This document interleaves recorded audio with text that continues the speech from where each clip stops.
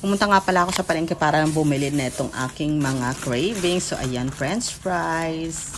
Itong ating kikiam and fishball, gagamitin natin yan sa lomi mamaya. At dahil meron tayong french fries, bumili ako netong sour cream and onion. So, ayan, yan yung gagamitin natin pong lomi. Binababad ko muna siya para matanggal yung pait-pait.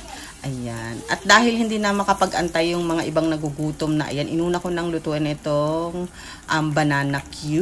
So, gagawa tayo ng DIY banana Q. So, ganyan lang naman yun kadali. Yan, munti pa ngang masunog. So, ayan, halu-haluin lang natin yan. Tapos, nilagay ko na yung sugar dyan. So, una kong ginawa is, pirito ko muna yung saging. Tapos, yan, nung medyo naluto na siya, nilagay ko na yung kalahati ng asukal. Tapos, nung parang kulang pa, yan, nag-add pa ako ng sugar.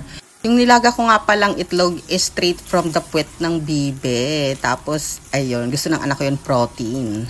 Luto na pala ang ating banana Q. Hindi siya perfect, pero pwede na to. Overripe kasi siya, kaya ayun, ang hirap niya i-perfect. At hindi naman talaga ako magaling magluto ng banana Q. Pero minsan nakaka-perfect din naman ako. Tsamba-tsamba nga lang. So, ayan na. Let's eat muna. Later na lang. Bye!